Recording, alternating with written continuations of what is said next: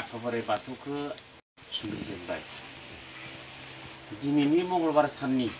हाबाफारिखौ मावफुंनाय नैबे गामि जथाइगुरिमोन नामा जथाइ हाटखला जथाइगुरि गामिनि गोथारै बावजेनग्रा सिबिजेनग्रा आबौ दौरिमोन रायजोनि थानसालिखौ सिबिनानै बावनानै आरोबाव नोंथांमोना नैबे परशुराम खुमब्रानि न'खराव फैनानै परशुराम खुमब्रारिनि बिसिया मोदाय जाखांनाय एबा आइ जाखांनाय बेखौ होबथानो थाखाय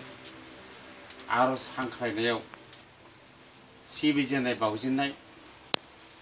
जोंनि नैबे जथाइगुरि गामिनि आबौ दौरिमोन आरो लोगोसे दिनैनि बे हबयाव परशुराम खुमब्रारिनि हांख्रायनायाव गोदै गारांजों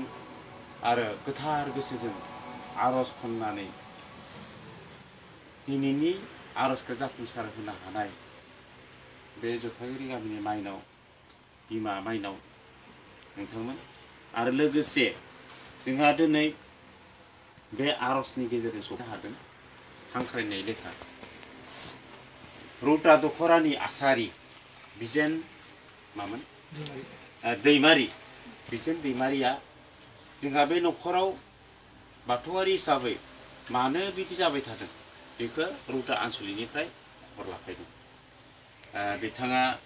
जोंनि रौता आनसलिकनि हाबा दानगिरि अर्थात गिदिर गिदिर समयसाफोराव समाधान खालामग्रा बिजेन दैमारि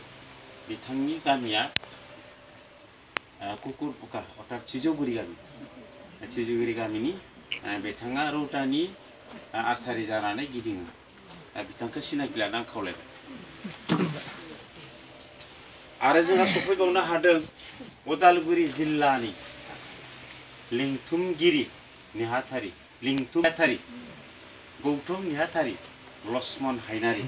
बिथाङाबो नोंथांमोननि बे गामियाव परशुराम खुमब्रानि न'खराव खैफोद जाना थानाय बा समस्या जाना थानायखौ खोनासंनो बा रिपर्टखौ लांना फैदों आरो बिथांनिसिमबो आंनि सिनायथिफोरखौ आं सिनायथि लानो थाखाय खावलायबाय खेलायावहा जोंहा दामनानै देनानै आफा बोराइ बाथौनिसिम जोंनि सि गोसोखौ सोरगोसिम लांना होनो हानाय आफा बोराइ खाथियाव लाना होनो हानाय ओरैनो दामगिरि नोंथांमोन साबायखर बावनाय थाबाय दा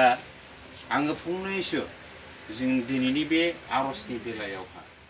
जितु जोङो आलासिया खोनाना मोनबाय दौरिनिफ्राय खोनाना मोनबाय न'खर बिगुमानिफ्राय खोनाना मोनबाय जोंहा आलासिया बिथाङा निसय तापिस होलांगोन